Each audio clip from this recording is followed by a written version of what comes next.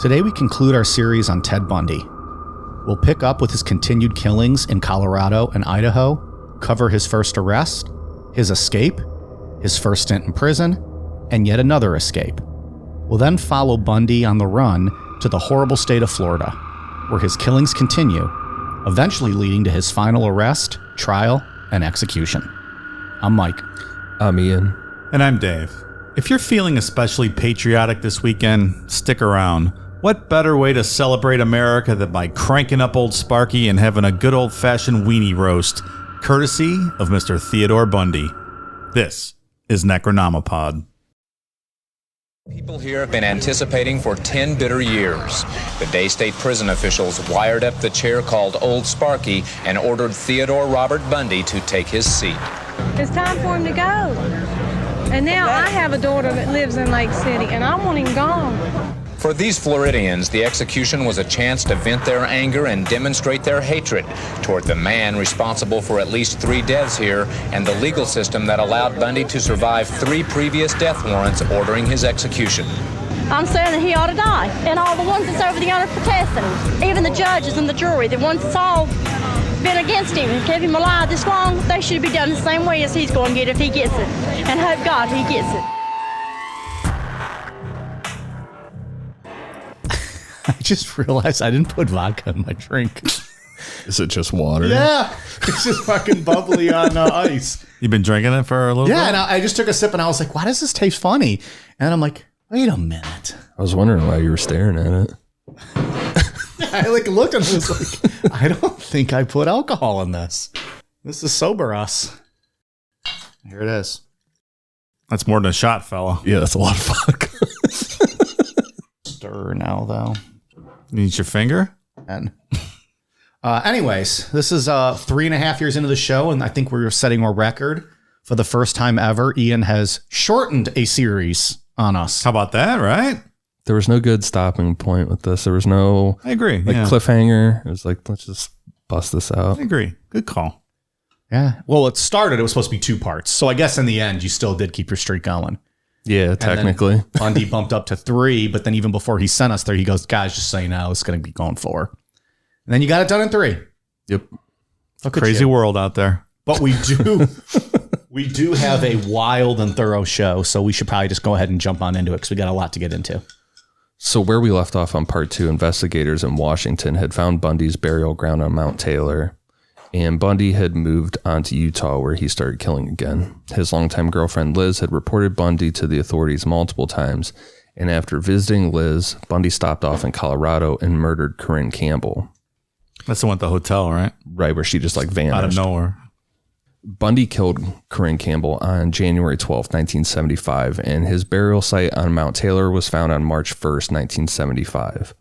According to the FBI's timeline, Bundy was buying gas multiple times in Salt Lake City and was accounted for at his law school classes. Then all of a sudden, out of nowhere, Bundy pops up in Wyoming on March 14th buying gas. The next day, on March 15th, Bundy was back in Colorado buying gas in Dillon, Silverthorne, stopped in a Holiday Inn in Frisco, and then finally ending up in Vail, Colorado. It seems like Bundy was in that frantic state of mind where he needed to find a victim ASAP because at 9 p.m. that night, Bundy found 26-year-old Julie Cunningham. I forgot to bring this up in part 1, but Bundy loves skiing. He picked up on it in either junior high or high school, and it stuck with him. It was something that, one of the only things that he got him to kind of fit in with other people. Okay. Did you guys just ski? No. I always played hockey growing up. So I ice skated, but I've never. I used to like skiing. I mean, like Ohio, New York skiing, not real Colorado skiing. But yeah, right. A little different. But. What's actually interesting is we had people on one of the posts we did, the one with him and his girlfriend, the one we posted on social media, and people were commenting like, "What the fuck pants is he wearing?" Oh, those big snow pants. They look like snow pants, like skiing pants. So that all makes sense. Yeah, he was big into skiing, and you know what? Between the skiing and then the whole I work for the Republican Party doing all this voting stuff, and his arrogant ass attitude, he reminds me of the villain from an 80s comedy movie. Like we were talking about this beforehand. Better Off Dead? Yeah, Better Off Dead. That's exactly what he reminds me of. That's really funny. Was that James Bader? Is that who plays? I don't remember who plays the villain. James Spader? James Spader, yeah. I'm pretty sure. Is that right? Is that who it was? I think he's the villain in that. I could see that. He plays a good villain. Yeah. He was a villain in another movie too for the 80s. One with Molly Ringwald, right? Is it Pretty in Pink? Pretty in Pink, yeah. There was a villain in that? Well, yeah, he's like the rich dickhead type. see. That's what Ted Bundy reminds me of with the skiing. Right, Like, the rich dickhead. and he's like, I work for the Republican Party. And Hold my ski poles. yeah, I go to law school. Best part in that Better Off Dead was the paper boy with, I want my $2. It's my $2. You don't like any of those movies, do you? I have not seen those, but they don't sound like I need to go rush out and add those to my list of never-ending movies. Anytime Pretty in Pink comes on, I will sit down and watch the entire movie. Is that on? I've never seen it on TV. Is that on TV a lot? Yeah, I think so. Have you ever snowboarded or did you just ski? Ski. I always thought snowboarding looked fun too. Yeah. I would try both. I'd love to do both, but I'm getting close to that age where I don't know if my body can handle it anymore. I definitely cannot do it. I'd fall once and I'd just be like, just put me down. Where's Kevorkian? Send him up. So Julie Cunningham was a ski instructor, and by Bundy's own admission, he was walking around town that night on crutches and carrying skiing equipment. Bundy said that he started up some small talk with Julie as she was walking to meet some friends for dinner. Julie agreed to help Bundy get back to his car, and just like all the others, Bundy hit her when she wasn't looking and pushed her into his Volkswagen Beetle. Once she was inside, Bundy handcuffed her and immediately got on the highway. He said that Julie came to while they were driving and started asking what was going on. Now, Bundy obviously scouted out a secluded area that afternoon in Vail because he went straight to a wooded area. Once he got to this wooded area, he choked Julie unconscious and raped her. Then he got out of the car and left the passenger door open. And this was all kind of like this master plan of his. And when Julie came to, Bundy let her run for a bit. When he figured that Julie had gotten hope that she was free, Bundy chased her down and strangled her to death. He hid her nude body in the woods and took her clothes and the rest of her belongings to a dumpster. Bundy admitted to driving back to this location from Salt Lake City on 2 separate occasions. We know Bundy buried Julie's body on the second visit, but other than that, we don't know what he was doing. I think it's safe to assume he was probably doing something along the lines of that shit we talked about last week where he was putting makeup on his victims and washing their hair. Oh, I'm sure he was. Why else would he go back there? Yeah. You know? Is he getting more sadistic now? That's pretty fucking evil. Hunting them down like that, make them think they got away. Hunting them down is just killing and dumping their body, not really doing it for them anymore. Didn't we talked about something he did last week? And I can't remember what it was, but we talked about how he was like escalating. Like maybe he was getting bored with just the quick hit over the head. I think so. Kill him, Yeah. rape him type thing. And I don't remember what we were discussing, but it seemed like he was pushing it and pushing it. So maybe this is the new thing was Keeps going up. the thrill of like the hunt. On April 6th, Bundy abducted 25-year-old Denise Ollerson near the Utah-Colorado border while she was riding her bike to her parents' house. All we know about this murder is that Denise got into a fight with her boyfriend and she was going to her parents' house to cool off. Bundy didn't give details other than he abducted her while she was riding her bike and Denise's body was never found. It seemed like for the time being that Bundy's MO was to kill outside of Utah because the FBI's gas receipts have Bundy buying gas frequently in Salt Lake City for about a month. And then he randomly showed up in Pocatello, Idaho on May 5th, 1975. The following day on May 6th, Bundy said that he drove around town until he spotted 12-year-old Lynette Culver. Bundy said that he thought she was older than she looked, but once he got her in his car, he clearly would have known that she was a child. Bundy said that he went back to his hotel room and drowned her in his bathtub. Bundy said that he dumped her body in a nearby river, which was probably the Snake River, and Lynette's body was never found. Jeez, 12-year-olds now? Yeah, we're going to talk about that later. He doesn't really like to admit any of the child murders at all. Embarrassed. And so like this, he made sure that he pointed out that I swore she was older than she was. But rationalizing. You know a 12-year-old when you see a 12-year-old. That's ridiculous. Yeah. I mean, you may not know they're 12, but you certainly know they're not 18 or 25. Yeah, it's a child. Like that matters in this case. I mean, this whole discussion's preposterous to begin with, but yeah. But just him making excuses about it, it's just more pathetic. Didn't Evel Knievel try to jump Snake River and failed? I'm not the historian that you would think I would be on Evel Knievel. Well, I actually get annoyed with a lot of those stunt shows now because it's like an hour, 2 hours long of just them hyping it and commercials for like the last 30 seconds where they actually do the stunt. Yeah. And you're like, all right, whatever. This is not even, I'll fucking catch it on YouTube. Do they still do shows like that? I don't remember. Wasn't it like Evel Knievel's kid did it for a while, and there was other stunts that they did? Like I remember guys like walking over like the Grand Canyon, like on a tightrope, like stuff like that. Like Fox would always show. Yeah, his kid was doing some wild shit. Yeah. But I don't know if they still do that stuff. I haven't seen it in a while. Now it's all singing competitions. I'm sorry for bringing it up. Are you going to be able to finish the show? I know hearing about Evel Knievel sometime takes you out of commission for the rest of the night. Get sad and fall asleep over here with my non-alcoholic drink that I have. It's like 2% of the audience that are going to understand that. Patreon.com/Necronomicon. About a week or so after, Bundy had 3 former coworkers from DES come stay at his apartment for a week. This also included Carol Ann Boone. After this, Bundy went back to Seattle and spent a week with Liz. This was specifically the week of June 6th, and the two of them talked about getting married the following Christmas. Liz still didn't say a word about reporting Bundy to the authorities and gave no suspicion to Bundy that anything was wrong. Even though Bundy was talking about marriage, he left out the fact that he was banging Carol Ann Boone and a Utah law student on the side. This Liz is pretty interesting because she knows it's him, right? She's very certain it's him, and she's letting him stay there with her and her daughter, who it comes out later he was molesting, right? Yeah. Liz didn't know the molesting thing at the time. I would hope not. Yeah, right.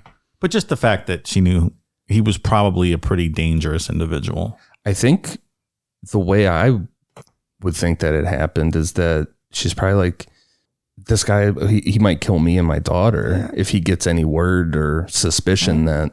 I think it's probably possible. It had to have at least entered her mind, right? Yeah. Well, I think in part 2, we said like she was steadfast and like, all right, I'm going to keep an eye on this guy till someone fucking listens to me. I've called the local police. I've called Colorado.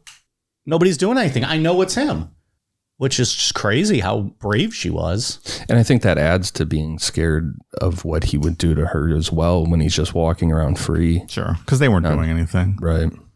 So yeah, maybe better for her to hide in plain sight until they actually pick him up. Depending on what report you read or, documentary you watch, in August or September of 1975, Ted Bundy was baptized into the Church of Jesus Christ of Latter-day Saints, aka Mormonism. Bundy didn't participate in anything, and he most definitely did not live a Mormon lifestyle. I think this was just to build like a potential alibi or have good standing within the community. Like if he ever got arrested, it would be more of a shock. Like no one would believe that a Mormon law student would be capable of this kind of stuff. Yeah. I guess the magic underpants didn't prevent murder, huh? Good guess now. No. One's not to question, though, Dave. No, not my place. They came to his defense, too. They rallied around. Yeah, they rallied around. Letters, and they were sure he got the wrong guy. He could never do this. He's a Mormon. He's a white Christian. He couldn't have done this. Come on. I did see an interesting article. I can't remember who wrote it, but it said that Bundy wasn't cunning. He was just white and a Republican. I don't disagree at all. There's a point to be made with that. That gets you pretty far, I think. I believe until the late 70s, the Mormons didn't even let black people become priests, right? I thought that went on like longer than that. I thought that was the 80s. Yeah. No, that's still a thing, Dave. I don't know what you're talking about. I mean, Mormon Church is a bunch of huge racists. So yeah. Too bad Ted was too old for his mission call, right? He could have went out in his white shirt and proselytized across the country. So many victims at that point. Like it's just like a buffet. He could have rung them up. Yeah. Back in Washington State, police were getting a little closer to solving the case. They were kind of dumbfounded how all the disappearances and murders of these young women just stopped. They were going on the theory that their guy had possibly been convicted of a crime and sent to jail, or maybe he died. The getting convicted of a crime theory was ruled out pretty quick, so the only way that they were going to figure out who this was to comb through thousands of leads that they were getting. Remember, we talked about that they were getting 200 per day, which is fucking crazy in the 70s to try and sort through all that. Yep. The King County Police Department had access to a very shitty computer, which was used for payroll. Essentially, the computer was wiped of all the payroll data, and officers started trading shifts, just entering data. Hey, we're going to need you guys to work some extra shifts, just entering data. Also, we're wiping out payroll, so you might not get paid for a few months. We'll worry about that on the back end, though. Keep it up, guys. Good work.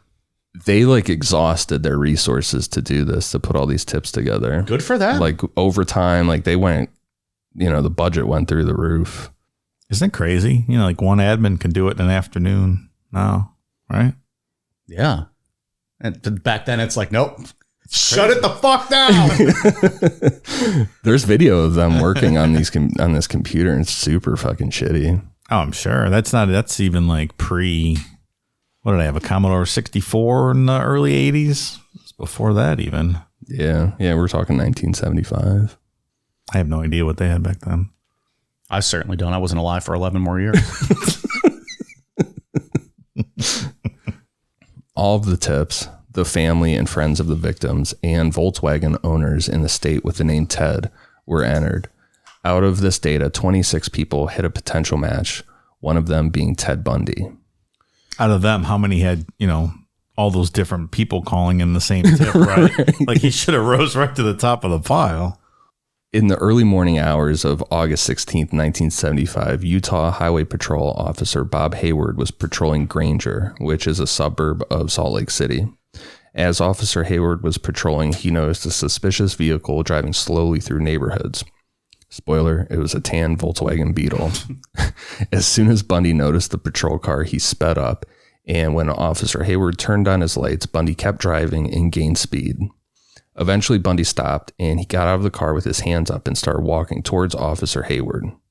Officer Hayward told him to stop, at which point Bundy pulled out his ID, which I would like to point out that if this officer, by today's standards, had every right to shoot Ted Bundy. Yeah, dropped him, sure. Yeah.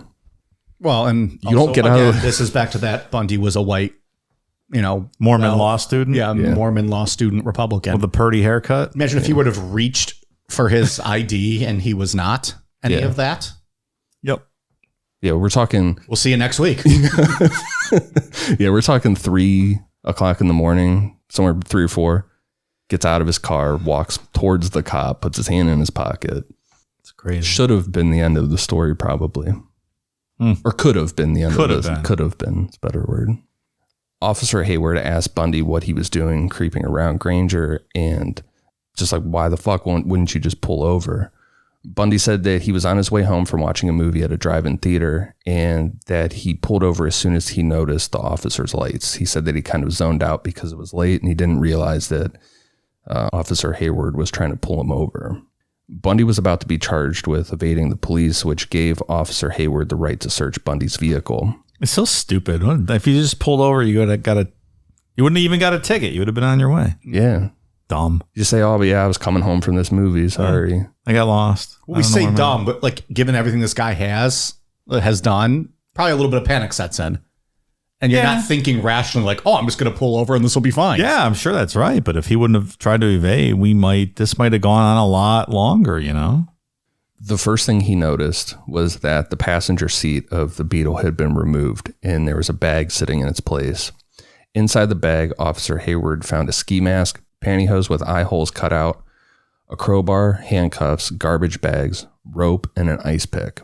At that point, Officer Hayward knew that at minimum, this was a kit to break into houses, so he called for backup. You look like a nice young man. What are you doing with this stuff? That's literally what they said to him. Sure. The officer's like, wait a minute.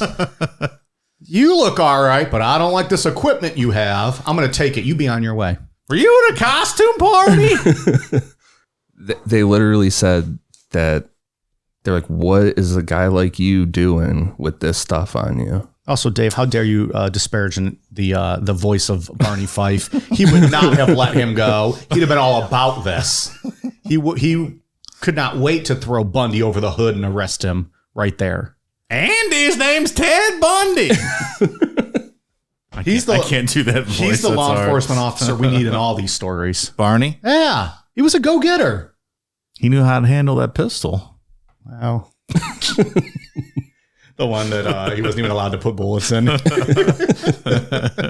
think he was allowed to carry one in his pocket. He couldn't keep it in the gun. So not long after, Detective Jerry Thompson showed up and confirmed that the movie Bundy said that he saw was not playing. What movie was it? I don't know. Any idea? No, I tried don't to know. look. I couldn't find it. I was just curious. I think it was Hook. With Dustin Hoffman. Robin Williams. And that horrible Robin Williams. Yeah. Awful movie. Juliette Lewis, right? She's Tinkerbell. Or not? Julia Roberts. Yeah. Sorry. Yeah, she was. That's right. That part's okay. I will stand up for Robin Williams in many circumstances. Hook, I can't really. As a kid, sure, I loved it. Yeah. I don't think I could sit through 5 minutes of it now. Awful. Dustin Hoffman's way better than to do something like that. What was he thinking? Paycheck. Yeah, he's probably living that Nick Cage life. Do you think he's on that Nick Cage, Bruce Willis, Morgan Freeman deal where he's like, here's my amount? No, I don't think he does that. Probably not. As soon as Detective Thompson looked at Bundy's ID, he knew that there was a lot more to this than picking up a guy who might have been on his way to break into a house. Detective Thompson was like, this guy matches the description of the guy who failed to abduct Carol DeRanche. And furthermore, the name Ted Bundy had been on his mind ever since Liz Kopfler called their office to voice concerns that Bundy was responsible for all the missing women and girls. Oh, so they knew that name then. Yeah, Detective Thompson knew this name. There's like some really, really good police work in this story, and then there's some really shitty. They're like, oh, this white, handsome, law student couldn't possibly do this. Yeah. Interesting turn of events here. And we're just getting started. Bundy was arrested for evading police, and the wheels were set in motion to have intent charges added for the obvious burglary kit. Police were able to get a search warrant for his apartment, and they found a guide to Colorado ski resorts with a check mark next to the Wildwood Inn where Corinne Campbell was abducted and murdered. They also found a pamphlet for a Viewmont High School play in Bountiful, Utah, the same one where Deborah Kent was last seen at. This was all circumstantial evidence, as well as the items found in Bundy's car, so police had to let him go. But they knew that Bundy was their guy, and Salt Lake City police put 24-hour surveillance on Bundy. This is where those supposed Polaroids we talked about last week get brought up. According to Bundy, he had a collection of Polaroids of the victims that he had taken after he killed them. Bundy said that the police missed them in their search, and as soon as he got back to his apartment, he destroyed them. Wow. I wonder what was on there. Can't even imagine. I don't know, man. The crime scene photos for this case are super fucking creepy. I think it's just because of the picture quality, 70s pictures, and they're super fuzzy. Yeah, they're really creepy pictures. Yeah. So I would assume something similar. Yeah. You given any thought this week to your BTK photo shoot, Mike? I have not thought about it since the last time you brought it up. Okay, just checking in on it. We'll see. Maybe we'll save that for that high-level Patreon tier. Maybe our OnlyFans were thinking about getting started. Okay. We'll do that. While Salt Lake City police had Bundy on 24-hour surveillance, Detective Thompson flew out to Seattle to interview Liz. She told them about Bundy's odd behavior leading up to him moving to Utah. She told Detective Thompson about items like radios or new TVs that would randomly show up at her house or Bundy's apartment, and she knew damn well that Bundy couldn't afford them. Liz said that Bundy would get super pissed if she asked him about how he got the new TV or these other items, saying, quote, "If you tell anyone, I'll break your fucking neck." And he talks about that a lot. And remember I said how the book with Stephen McCod is like the first 40 pages are nonsense until he comes up with that third person bullshit. Right. He brags up a lot about how he could steal shit. He's all about stealing stuff. Said that he could just walk into he would be walking by, see a TV in the front window of a place. Like, I want that. Just walk in, take it, and just walk out. Like he was supposed to be there doing it. Do it with confidence. Yeah. People are probably like, oh, he must have paid for that with somebody else and he's just picking it up. Act like you belong there. Yeah, right. No one's going to accuse a guy that looks like that of shoplifting, right? Yeah. Yeah. Look, we do this every week with this podcast. We act like we belong here. And somehow or another, we've been at 3.5 years. At some point, someone's going to figure out we don't know what the fuck we're doing. And it's funny because we talked about this before. People like Charles Ng and several other these guys were just bad thieves, and they had criminal records because they were not good at stealing. Right. Maybe partly because they look like they did, and Ted's the opposite because he looks like he does. Very true. That's a good point. Yeah. But Take there is Jerry something- Brudos. He got in trouble for stealing a lot. Jerry Brudos versus Ted Bundy, just by appearances. Yeah. But there is something to be said about the confidence factor, too. that he was doing. Absolutely. I mean, Oh, he had all the confidence in the world. like we just said, I think there's something to be said for that as well. Charles Ng is such a shitty thief. He brought the whole thing down, crashing down, stealing Over Like a hardware store? like a hammer or something. Yeah, it was a hammer, a saw, or something real dumb. Remember, he saw the police talking to Leonard Lake, and he just turned around and walked the other way. It's like, nope. See ya. What was his thing? Dad died, mommy cried, baby fried. Was that his Yeah, little talking about thing he burning liked to that say? baby alive. You made this no longer fun? Oh, was this fun up until this point? Well, him being a shitty thief and ruining the whole thing, stealing a hammer, yeah, it's a little fun. Liz told Detective Thompson about other items she found at her house or Bundy's apartment. These items included crutches, plaster used for casts, a meat cleaver that was never used for cooking, surgical gloves, and a bag full of women's clothing. She also shed some light on their relationship, that it wasn't so picture perfect like some documentaries would have you believe. Like, it's like, how could this guy be living this perfect life with this woman and then do this on the side? But he was molesting their child. So how is this a perfect relationship? Like, how are documentaries even... He gets romanticized a lot. He does. You're right. He gets romanticized as like this, well, we've already said a million times, this good-looking white guy, whatever, that was just killing pretty women. Didn't we Doesn't get into the...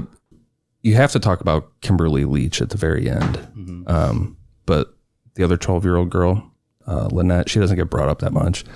Him molesting Liz's daughter doesn't get brought up very much. It's very romanticized. I had never heard that, so yeah, it doesn't. It gets a slightly hazy for me. Might have been all the 107 Diet Millers I had, but we had our Zoom happy hour with the $10 patrons this past weekend.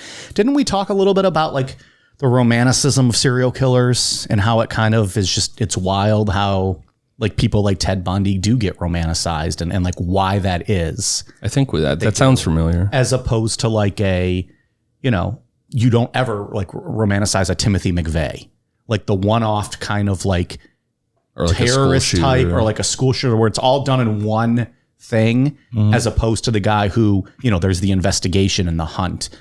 It seems like they get more romanticized. I don't know. I remember us discussing it a bit. So I think it was a good conversation. You're right. It's an interesting contrast Yeah. in perception. I don't know why exactly. Right. Because they're both, like a McVeigh and a Bundy are both doing brutal things, and Bundy's was a lot longer.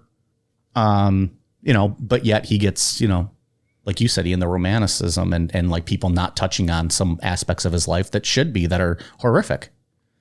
So Liz told them about how Bundy would be very obsessive over the way she looked. When she talked about cutting her hair, he would get super pissed and wanted her to keep it long and parted in the middle. Sometimes Liz would wake up in the middle of the night and Bundy would be under their covers with a flashlight examining Liz's body.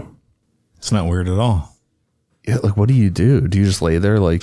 I have no idea. That's fucking weird. Especially after you know what you know. Like, you're pretty damn sure that he's the killer. You just lay there, right? You're thinking a knife's about to plunge in you? You hold the cover over his head and you Dutch oven him, right? That's what you should do. No man wants that. Some men want that, probably. Probably a lot of men, actually. More than I care to think about. Detective Thompson then wanted to compare notes. Like we said on part 2, there were dates that Bundy would rush out of things, like the whole pizza and pipes thing.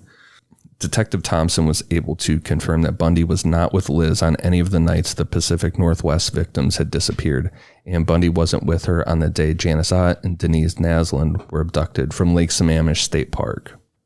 Bundy wasn't stupid, and he knew that police weren't just going to drop their investigation into him. So thinking that he was real smart, Bundy sold his Volkswagen Beetle to a teenage kid. Since he was under constant surveillance, police impounded the car from the kid. Which, when I was reading about this, I hope they paid him for it. They weren't like, just take it. Like, this is ours now. Fuck you, kid. But well, if they didn't have enough probable cause to seize it from him, I don't know that they could have seized it from the kid, right? So hopefully they bought it off the kid. that's what I'm hoping for. Yeah. They just didn't say, fuck you, we're taking this. But from there, the FBI came in and tore the car apart, and they found hairs matching Melissa Smith, Corinne Campbell, and Carol DeBranche. None of these young women had ever met one another, making it absolutely impossible for Bundy to explain that away. From there, police issued a summons for Bundy to appear in a lineup. Carol DeBranche immediately identified Bundy as Officer Roseland.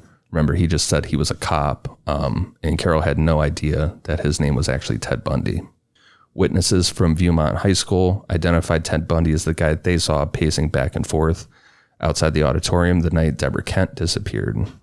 There was no trace of Deborah Kent at the time, so police couldn't charge Bundy with her disappearance, but they had more than enough to charge him with the aggravated kidnapping and attempted criminal assault of Carol DeBranche. So that's the lineup where he showed up with a brand new haircut looking completely different, right? And they had to get rid of the 7 officers that were going to do the lineup and find 7 new officers that resembled him for the lineup. Thought he was clever. She's like, yeah, that's him immediately. Like 2 seconds. There he is. Like, no, yep, that's still him. You and your dopey haircut. Let's try fucko. They had Dikembe Mutombo there. He's like, no, not today. Bundy's mother spent $15,000 to bail him out, and while he was waiting for trial, Bundy lived with Liz. At this point, there was no way that Bundy could know that she was the one that had turned him in and had been cooperating with the police the most, because that could even, at that point, potentially ruin the investigation, since Detective Thompson was relying on her so much, like actually flew out there. And Yeah. we've criticized law enforcement in the past for not working with one another and things like that. But leading up to the trial for the attempted kidnapping of Carol DeBranche, detectives Jerry Thompson from Utah, Robert Keppel from Washington, and Mike Fisher from Colorado all met in Aspen to exchange notes on the missing women in their states. They left this meeting 100% convinced that Bundy was responsible for all of it. They just needed something concrete to start charging him with murders. The trial started in February 1976, and Bundy decided to go with a bench trial. This advice was given to him by his lawyer based on the publicity of the case. It was unlikely that Bundy was going to get a favorable jury. After a 4-day trial, Bundy was found guilty of both charges and sentenced to 1 to 15 years in the Utah State Prison. You know, I almost always say go with a bench trial and avoid a jury trial. I'm not sure I agree in this situation. I think people that their perception of him, that we've already talked about, a lot of people thought he wasn't guilty just based on appearance. So maybe this was the one time you should have tried to convince a jury, you know? Like the male version of a Casey Anthony type. Exactly. But did a lot of that idea of him come out after the fact, or was he even aware of that at this point? Like, was he aware that people... Yeah, that's true. I guess I don't know how aware, but people came to the trial and stood outside and proclaimed his innocence and stuff, right? Women just based on how he looked. There's still people today that question his innocence online. Jesus Christ. See? Of course there are. So, I mean, for the exact opposite reasons why most people should never take a jury trial, I think he probably should have. I think it would have given him a better option, better chance. Yeah, there's something to be said for that. My opinion. Who knows? As a precursor to what we're going to talk about in a minute, while serving this sentence, in October of 1976, Bundy was caught hiding in some bushes during outdoors time. Guards found him with an escape kit of maps, flight schedules, and a social security card. Guards threw him in solitary confinement, and as he sat there, investigators in Colorado were ready to charge Bundy with the murder of Corinne Campbell. I like to think they were like kind of really small bushes, and he was just kind of like hiding behind them. And they're like, "Hey, asshole, we fucking see you." Like you can see 3/4 of him. Yeah, like, but he's got like his big map out. He's like looking and like plotting his escape. He's just like squatting down. His ass is hanging out the end of the bush in like a bright orange, whatever fucking get-ups they give him. So he was going to burn his mom for the bail money, huh? I mean, 15 grand back then is probably 60, 70 grand. And we talked about that, I think, in part 1, that he hated his mother after he found out the truth about everything.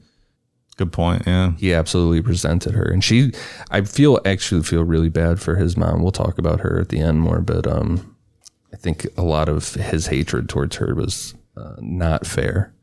Yeah. Once the charges were brought, Bundy tried to fight being extradited, but eventually he gave up, and in January of 1977, he was transferred to the Garfield County Jail in Glenwood Springs, Colorado. Bundy said it was at that point he decided that if he ended up in Aspen again, he would 100% escape, no matter what. On June 7th, 1977, Bundy was transferred from Garfield County to Pitkin County Courthouse in Aspen to start the preliminary hearings in the trial for the murder of Corinne Campbell. Bundy had decided he was going to defend himself, and the judge felt comfortable enough with Bundy that he allowed Bundy to not have to wear handcuffs or leg shackles. During a recess, Bundy asked for permission to use the courthouse's library to do research on his case. The judge granted him permission, which allowed Bundy to pretty much move freely wherever he wanted around the courthouse. That is insane. Look, maybe if he was never convicted of anything before, he was just his first time tried, the judge thought maybe he was innocent. Okay, but Bundy's a convicted felon doing 15 years. Why is the judge letting him walk around like this? He was convicted of aggravated kidnapping. It's crazy. And now charged with murder. Crazy. Bundy said that he was ready to make his escape the moment he got into the courthouse, but he was interrupted by the judge exiting his chambers. He was ready to just fucking take off as soon as he stepped foot in that place. As soon as he didn't have shackles or anything on, he was ready to be gone. Once recess came around and he had permission to move around wherever he wanted, Bundy decided that now was the time. Bundy moved to the window he wanted to jump out of, but was interrupted by a reporter who came back in to grab her purse. According to Bundy, he waited until he saw her walk out of the courthouse because he didn't want to land on her. As soon as she was out of the way, Bundy jumped out of the window, hurting his ankle, but he was pretty much fine. He jumped out of a second-story window, but told police afterwards that, quote, "It could have been 6 stories. I still would have done it." I wish it was 6 stories. Fuck boy. After landing, Bundy got up and jumped over 2 fences and then headed down an alley to a river. Bundy walked along the river until he reached a bridge and then climbed Aspen Mountain straight up for 3,000 feet until he reached the top. Once Bundy got to the top, he walked another 2 miles, but reached a point where he was blocked by unclimbable ridges. At that point, Bundy decided to climb down about a mile or 2 and hit the intersection of Castle Creek and Conundrum Creek. There he found a cabin owned by Fritz Kaiser. Bundy said that he knew the cabin was empty, but he decided to move on into a residential area of Conundrum Creek, where he claimed to have spent 4 hours looking for a secluded trail out. Lives up to its name, I guess. He was quite a conundrum. He found himself in. Really befuddled him as to where to go. Around 11 p.m. that night, Bundy found a trail, but by that time he was drenched in water and exhausted.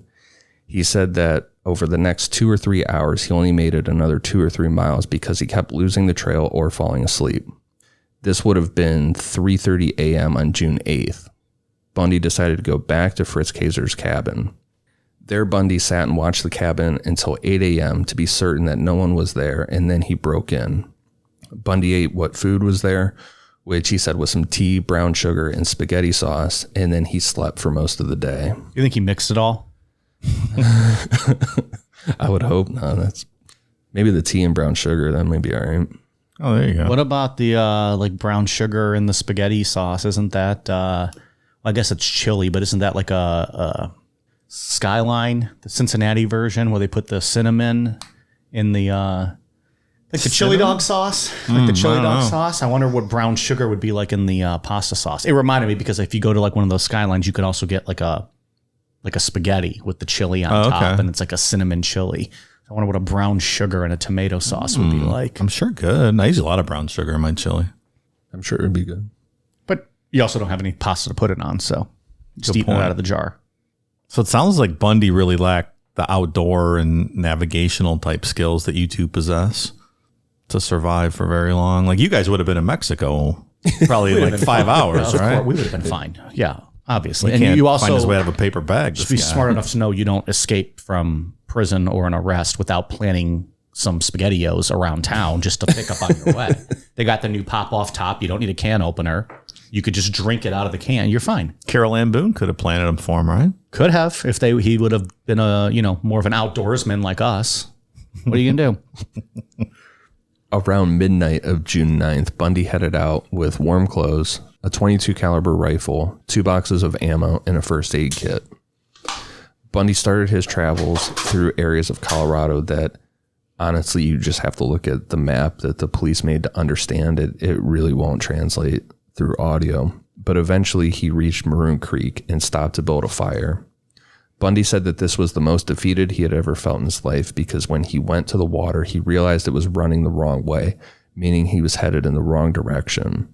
Stupid ass. I wouldn't even have known that. I would have looked at the water and be like, oh, fuck, good. I got water to drink. I wouldn't have paid attention to which way it was running. What's the difference between you and me? Bundy turned and started traveling north, which was really south. But by 3 p.m. that afternoon, his knee started locking up, so he decided to rest and ended up sleeping for 6 hours.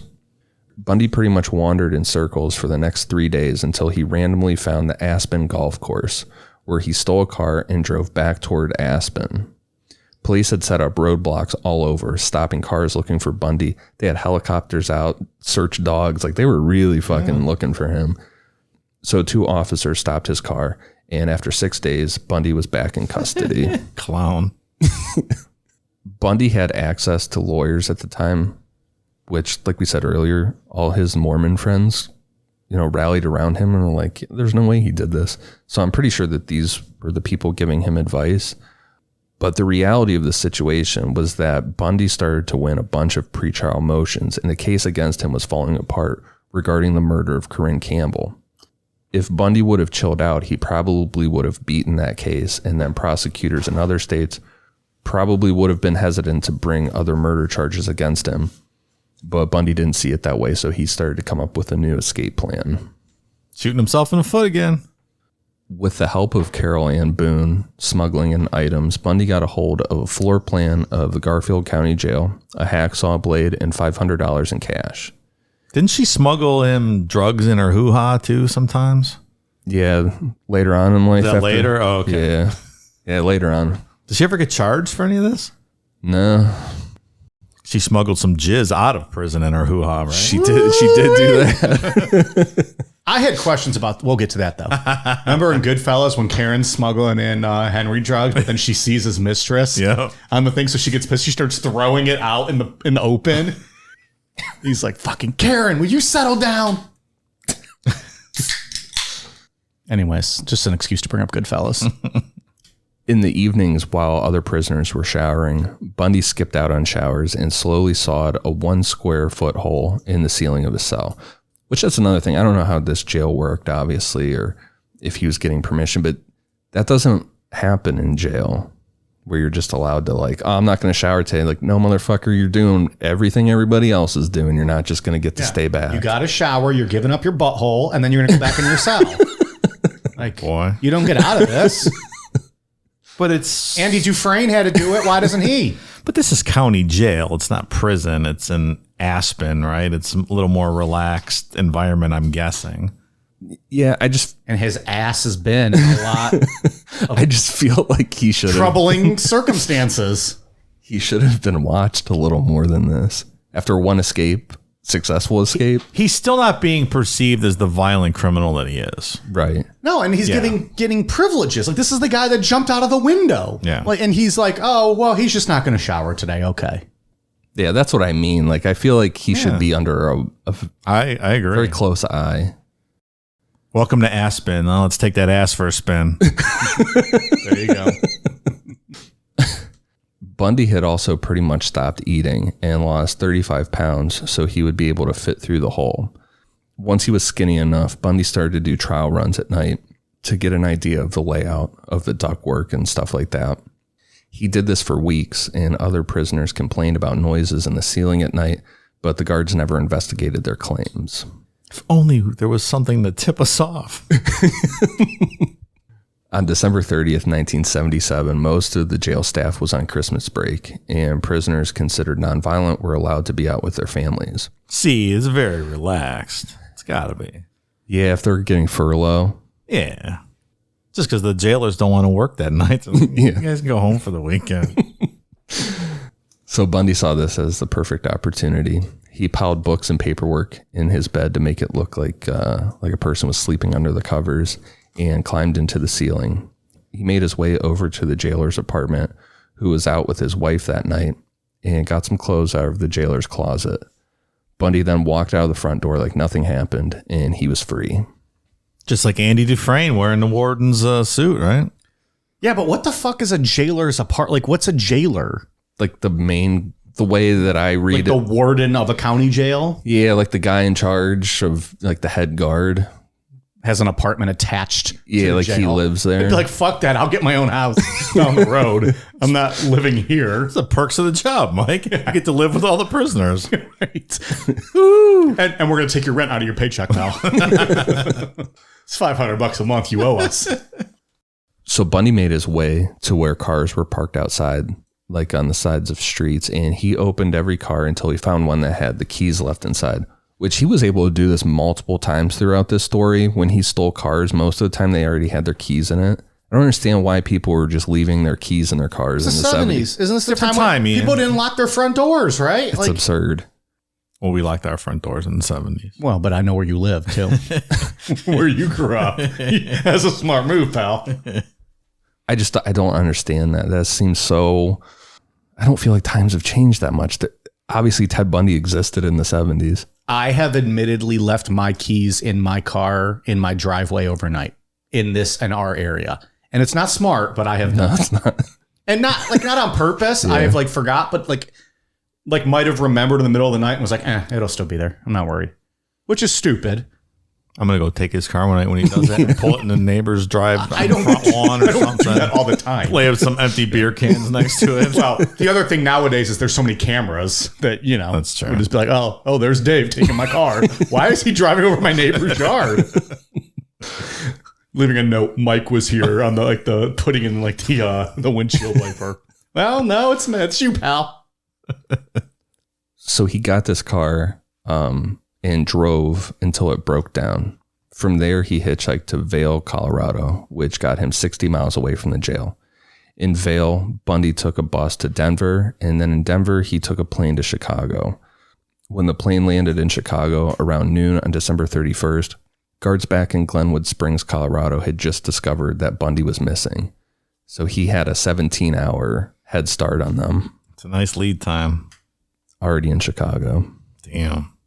Well, the last time he got 6 days and he walked in a circle for the entire time. So he did much better this time. The bar was set pretty low. Why didn't he go to Mexico? I don't know. Maybe Chicago was as far that he could get with whatever money he had. Or that arrogance of, I just need to get out of here and I'm fine. I guess. I just need to get away from Go here. blend in another part of the country. He went almost as far as you could. Well, he'll get as far as, maybe he could. And maybe he just thought, and we'll talk about it. He wants a fresh start. Maybe he's like, that'll be it. I'm turning the page. Yeah. That's the old me.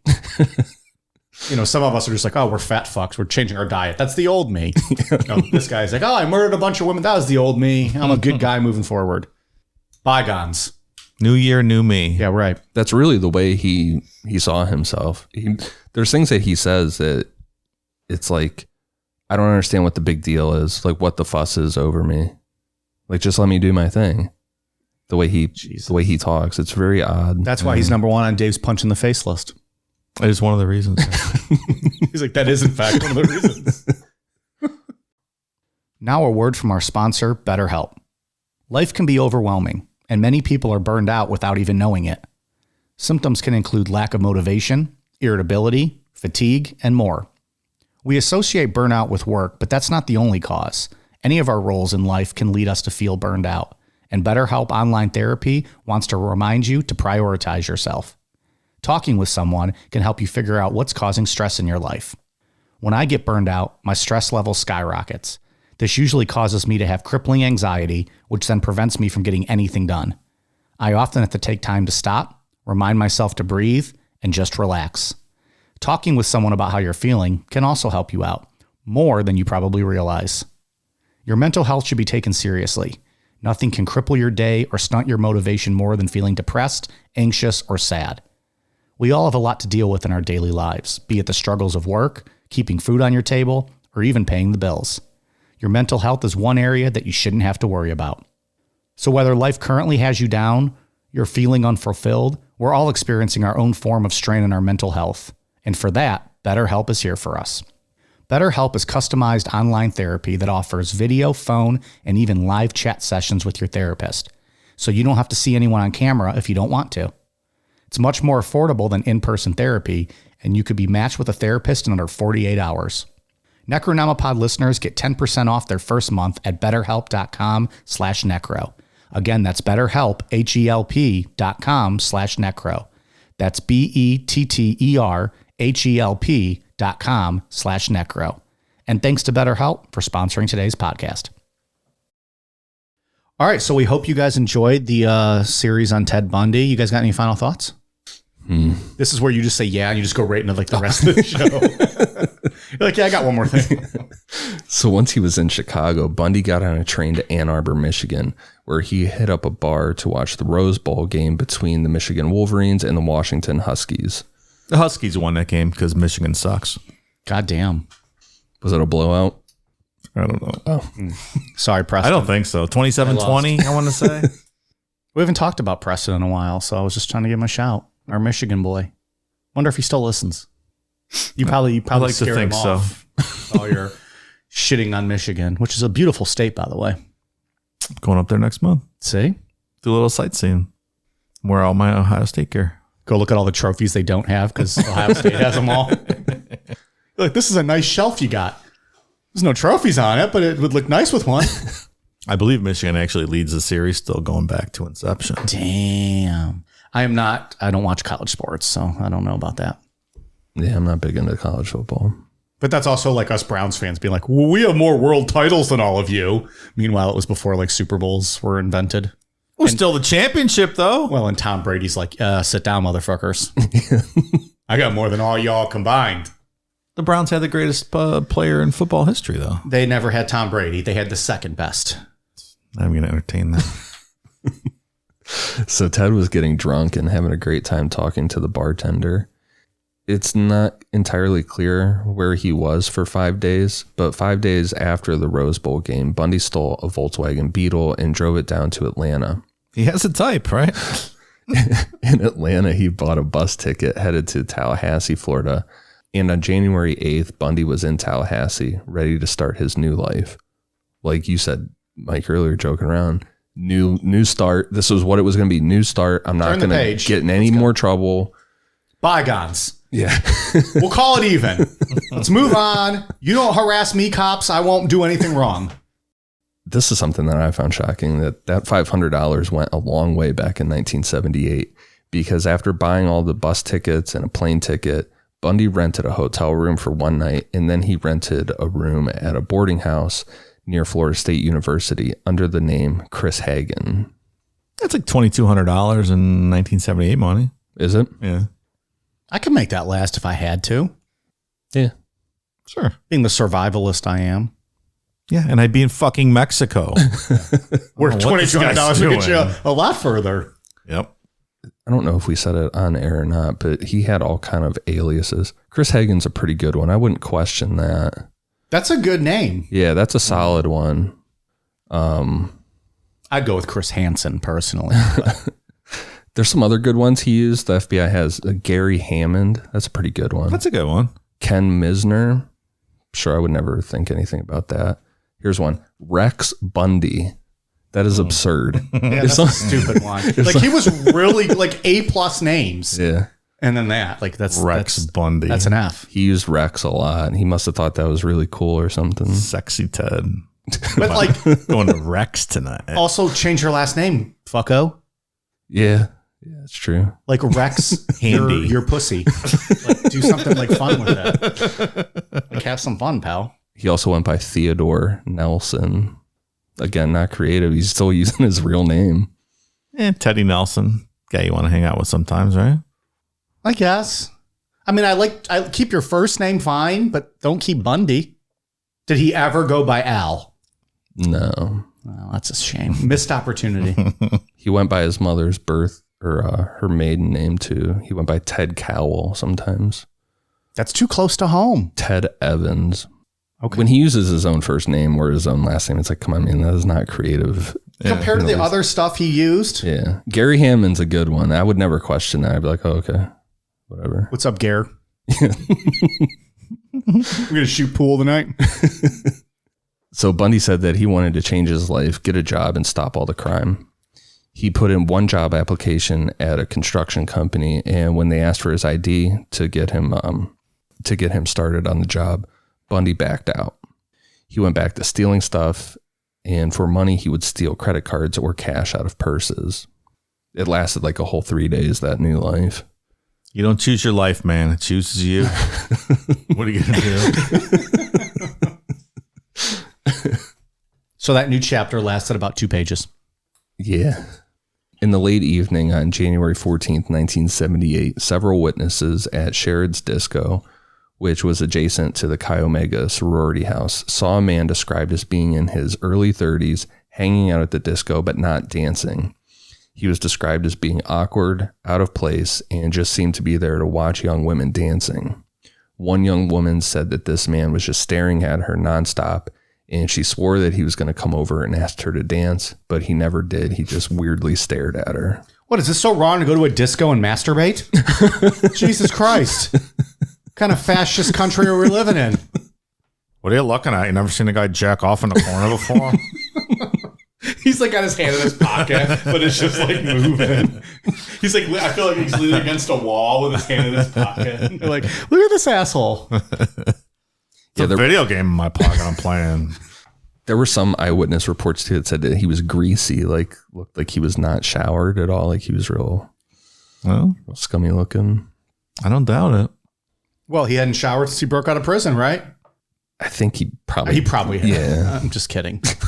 He was used to going low without bathing. He was going by Stinky O'Neill as the alias for that week. Stinky O'Neill. Hey, ladies, my name's O'Neill. Stinky O'Neill. He had a ridiculous mustache at this time, too. Did he? Mm-hmm. Yeah. What kind of stash? See if I can find it real I like quick. ridiculous like mustaches. one of my like dad stashes that I can do, or was it more like the Gomez Adams kind of curly now you're stash? talking. No, it wasn't. It's not a good mustache. It's real shitty looking. Who are you to judge the mustache police? True. I mean, I'm going to say that's a shitty mustache. That's not great. Yeah. Oh, it's not even like symmetrical. Like, what the fuck you doing, pal? So that's what he looked like. This is the guy that they, Zac Efron is playing this fuck face. I mean, I could have played him then if we're going to just not care about looks. You want me to shave my mustache like all fucking... Yes. Like, I'll make it look like I failed geometry and just, have it all fucked up like that? Yes, the answer is yes. Okay. Do it for America. I've been looking for an excuse to go back to a mustache. I just don't know if the world's ready for that. I don't know if I'm ready for my fat face if I shave this beard. It's been a long time. My beard hides my chin. I'm never cutting that off. I know, pal. That's the same with me. But I will always remember the first time I did, when we first started this podcast, and I shaved my my beard and I had this little mustache, and I was like, oh yeah, it's exactly what you think a mustache should be.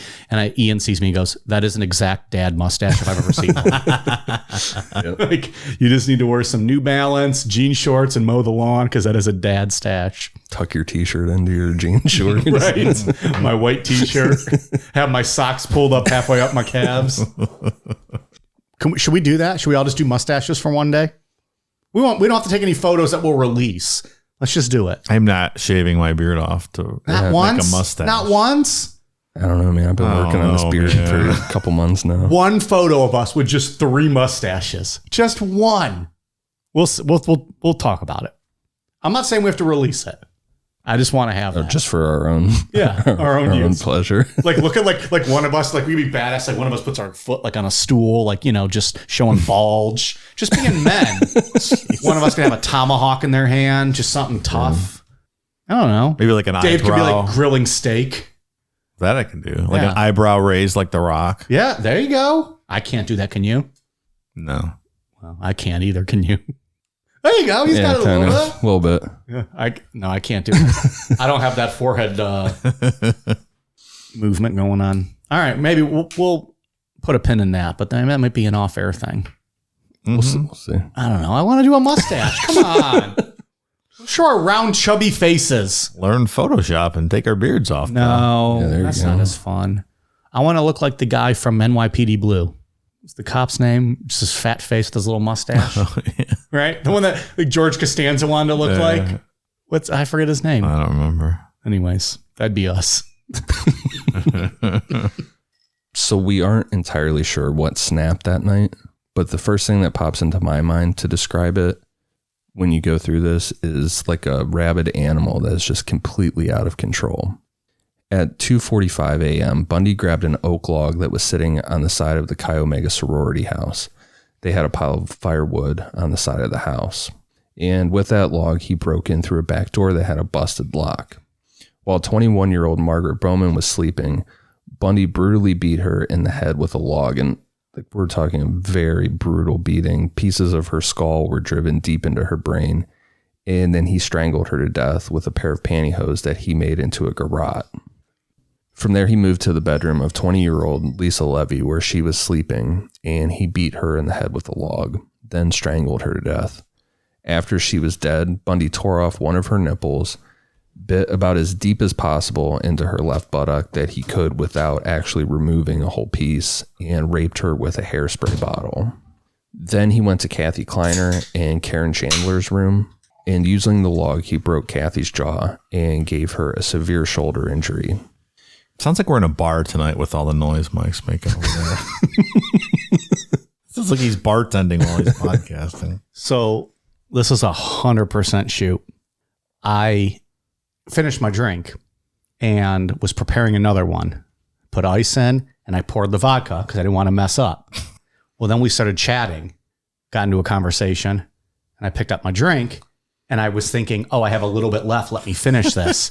And I took a huge swig. No, this time I forgot to add my water, my bubbly. So you're going to be feeling good here in a little bit? Well, it was one good swig, but you know, I'm 100% like not as gone as I have been in many of our shows.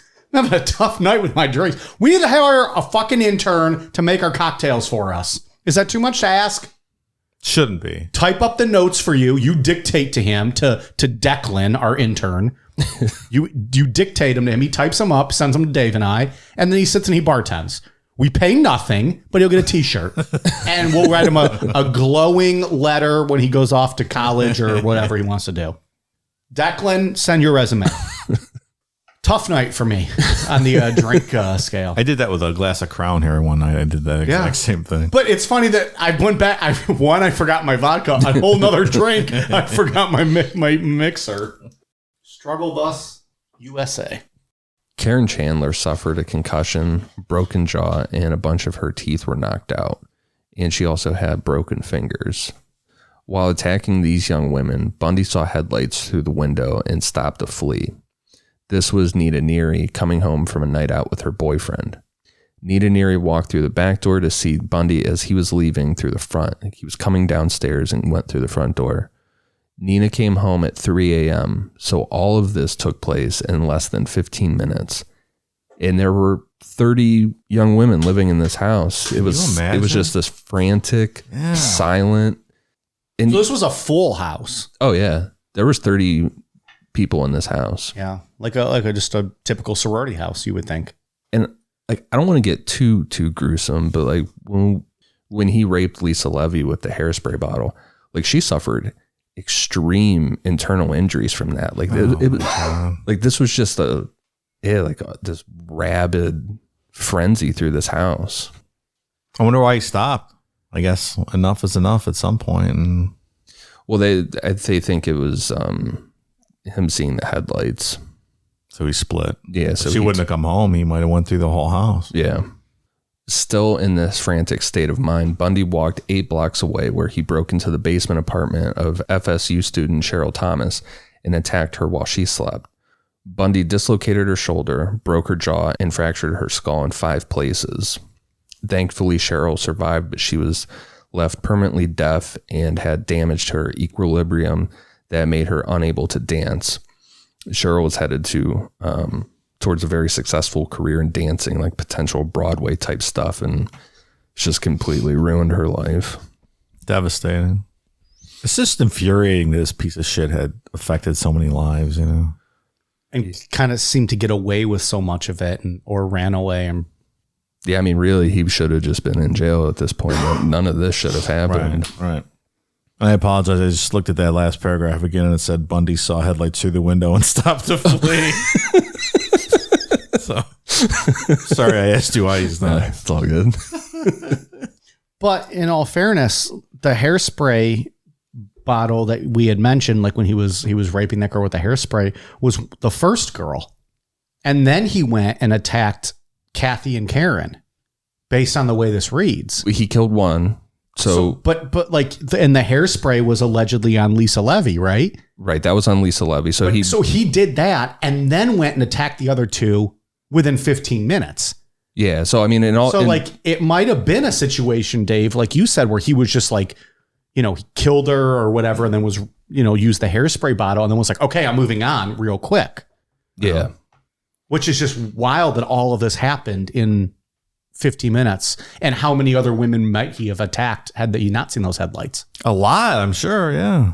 Yeah. He probably would have went through that whole house until someone woke up. The FBI's timeline has receipts and records of Bundy using various stolen credit cards around Tallahassee up until February 2nd, when he stole a white FSU van and drove 150 miles east to Jacksonville. And that's one of the things that I always thought, I thought right after the Chi Omega murders that he took off and stole that van and drove. He hung around in town for a while before he took off. Didn't he try to break in next door or something?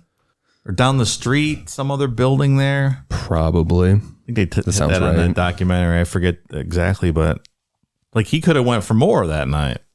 Yeah. It still wasn't done. They have stops marked down for gas and buying maps on the way there.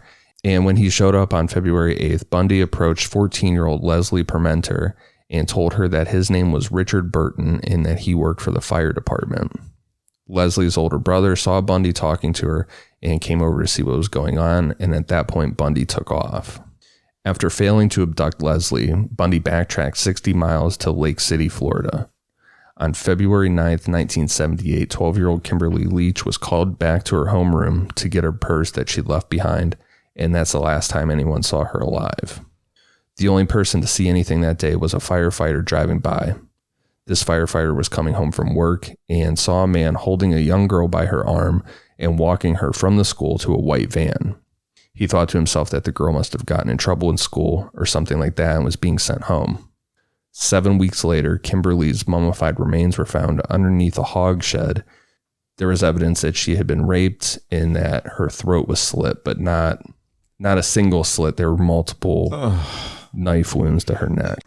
I bet that guy replays that day of his life every single day. And what do? You're just driving by and you just... Yeah. I would probably think the same thing too, because it's a school parking lot. It's like right in front of the school, you're like, oh shit, she's probably in trouble. Yeah. Yeah, you're not supposed to think that every situation you see is a bad, horrible situation like this. That's not going to change the fact that this guy thinks about it every day, I'm sure. But no, not that he's wrong at all. It's not his fault. Like, what are you supposed to do? Yeah. You're just going to wait outside every school and look at anybody that ever walks out angry or with a kid that and question them? Bundy drove back to Tallahassee, where he was still renting that room near FSU, and he didn't have the cash to pay for rent. So on February 12th, this fucking guy stole another Volkswagen Beetle and started driving west. This is like the fourth or fifth time he has stolen a Volkswagen Beetle in this story. If nothing else, they know that. like, don't you want to try to be undercover at least a little bit? You know what? Get a fucking Bronco. I hear those work pretty well. Get one of those.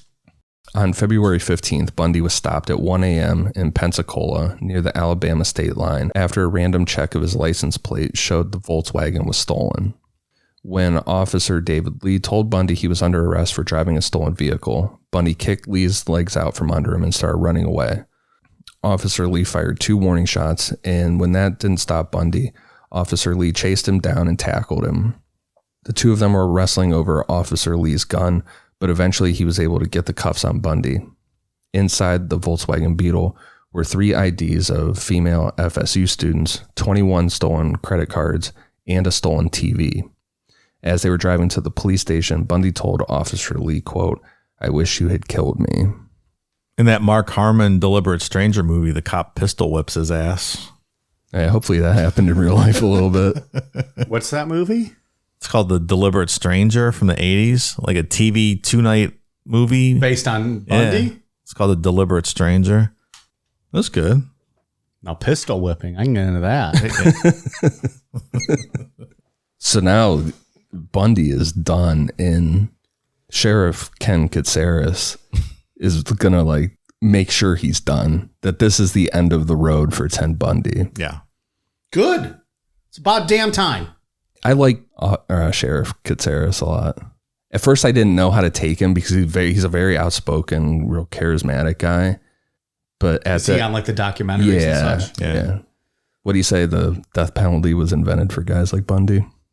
Oh, so I'm sure you guys love him. Probably have him on a fucking flag or something.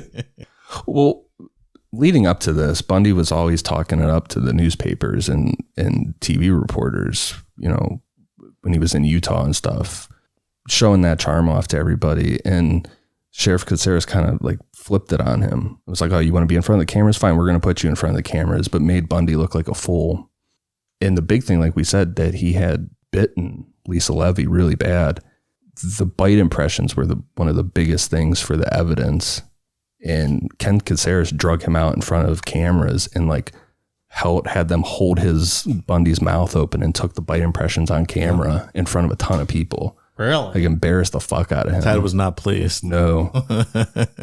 In his eyes, like he looked kind of like an animal backed into a corner at that point. He did not look like the normal charming Ted Bundy. Forced his head onto it, like to like make the bite, or he did the bite. They like put him back, like they restrained him. And, and this said like bite this, like holding his mouth open, right? Yeah, they straight up held his mouth open.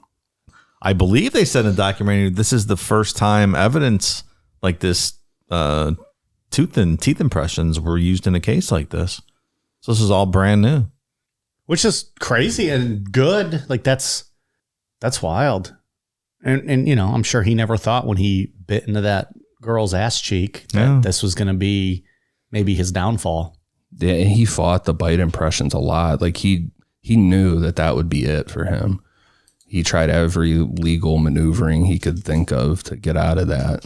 And when there was nowhere left to go, Sheriff Katsaris just fucking took him in front of cameras and did it. See, now public humiliation, I'm okay with. Yeah. You don't need to kill people. But public humiliation, that's all right. Shame this guy for all the lives he ruined. Shame.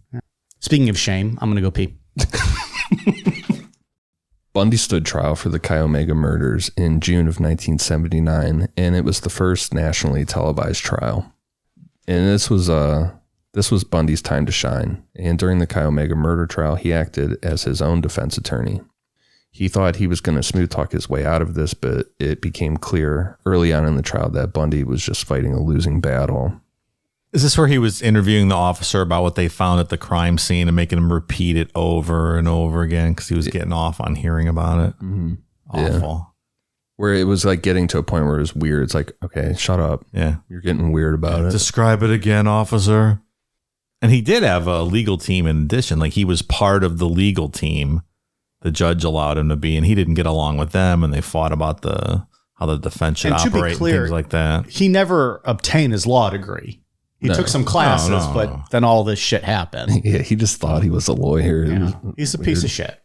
Him and Keith Raniere. They're both high on my punch list. I've decided. Dave will take Ted. I'll take Keith. Knock him the fuck out. Tag team match.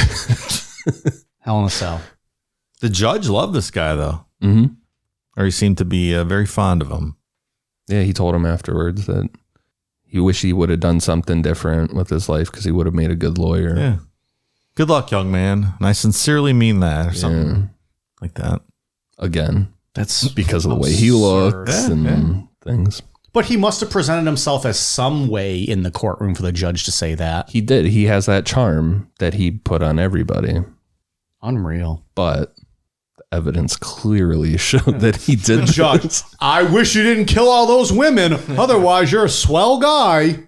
That's pretty much exactly what he said. Like, who does that? Well, I think that judge is on the Supreme Court.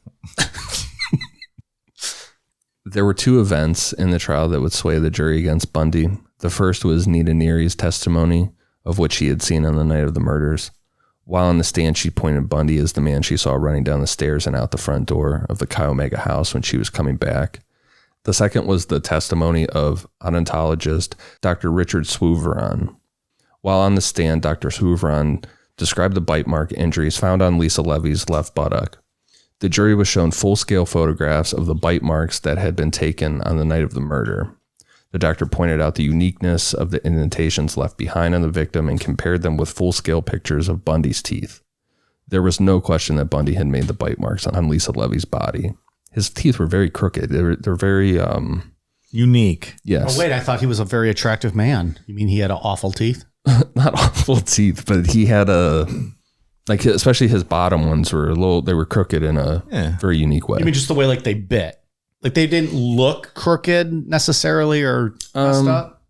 A little bit. They were a little crooked. They looked a little bit. I mean, they weren't, they weren't like crazy, but Gotcha. a little bit of a summer teeth, this guy.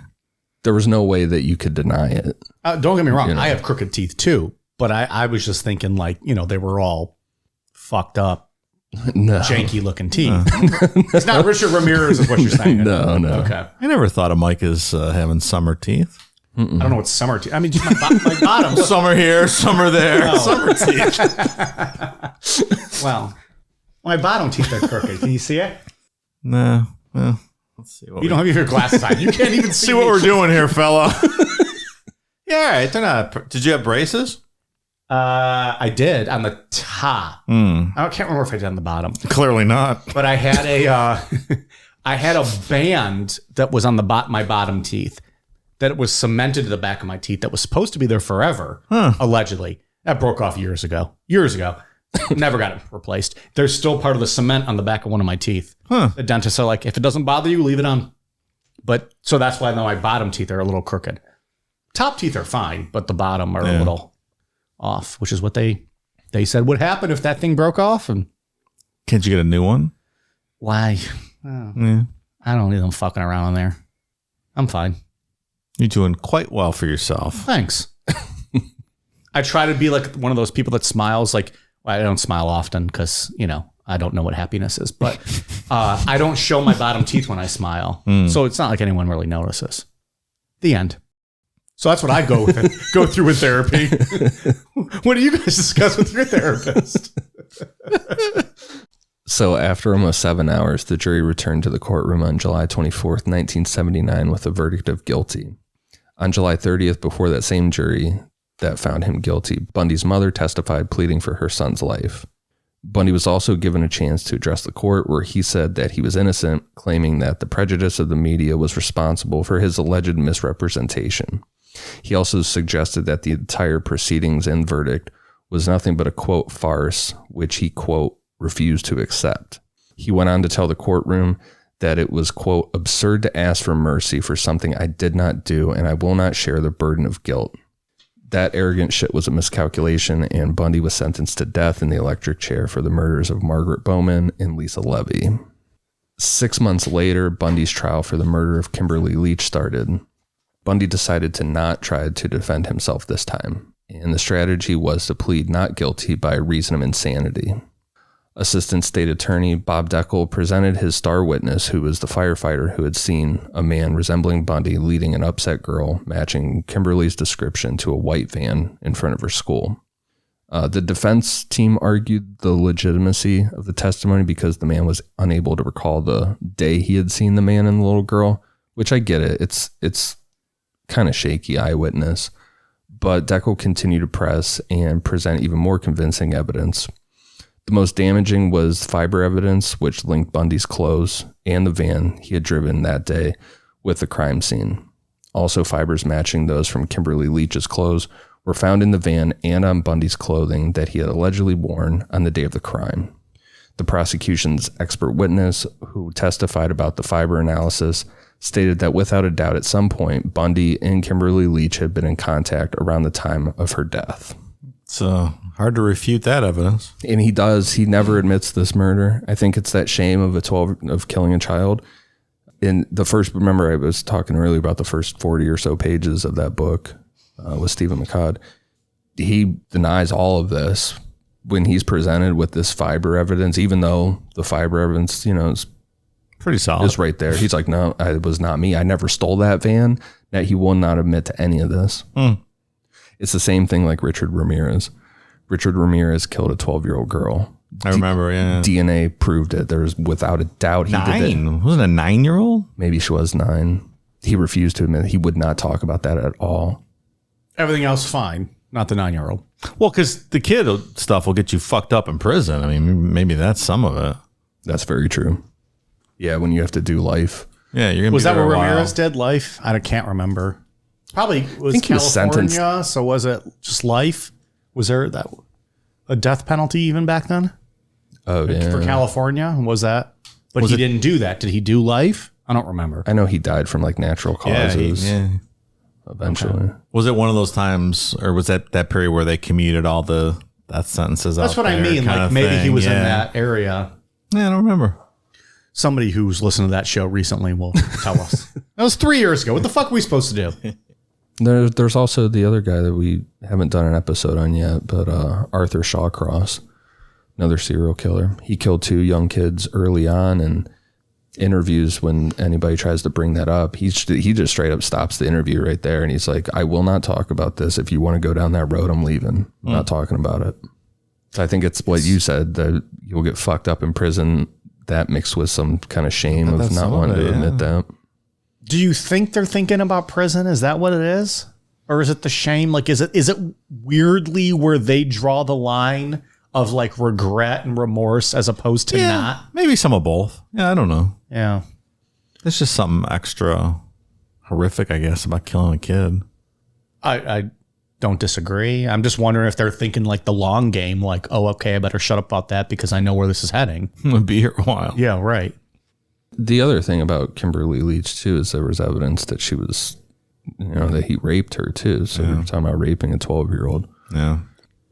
During the penalty phase of the Kimberly Leach trial, Bundy used a really obscure Florida law that if you declare marriage and both people agree in front of the judge at that trial, it results in a legal marriage.